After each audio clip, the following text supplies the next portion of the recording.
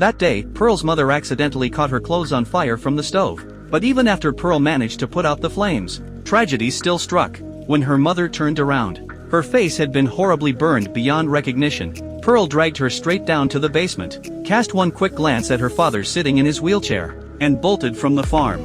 With nowhere else to turn, she sought comfort from the projectionist, Howard. In her dreams, Pearl took the stage. As the audience below rose to their feet in applause, she soaked in every cheer, every clap. But in the very next moment, her mother pulled off her mask, revealing a horrifying face beneath. Pearl jolted awake. Today was the day of the church dance auditions. She scrambled to get dressed and headed home to practice. Howard offered to drive her, so the two of them set off for the farm together. Along the way, Pearl spotted a soldier on the road. Though her husband had gone completely silent with no word, she now dreaded the thought of him suddenly coming back. Before long, the two arrived at the farm. Afraid of getting caught, Pearl told Howard to wait outside. She spotted her father sitting at the dining table, and rushed over to apologize, then quickly wheeled him into the bedroom. Howard, wandering around outside, stumbled upon something unsettling. The roasted pig on the ground had already started to rot with maggots. A bad feeling crept over him.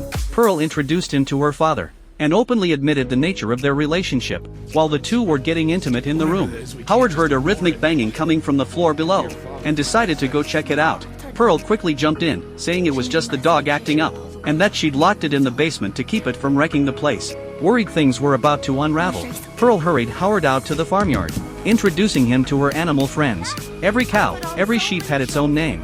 Howard asked, "What about your dog? What's its name?" Pearl blurted out, "I don't have a dog."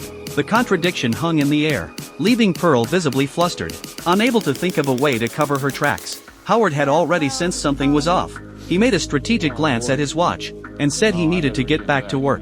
The sudden shift crushed Pearl. She feared Howard had seen something he shouldn't have. Was he now going to leave her behind and not take her to Europe? In Pearl's obsessive mind, if you tell someone they'll succeed, you're supposed to make it happen. Anything less is abandonment, and she hated being abandoned. In that moment, Howard became just another obstacle standing between her and her dreams. In a fit of rage, Pearl drove a pitchfork straight into Howard's side.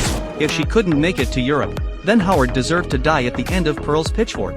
She then made her way down to the basement, where she found her mother still barely clinging to life.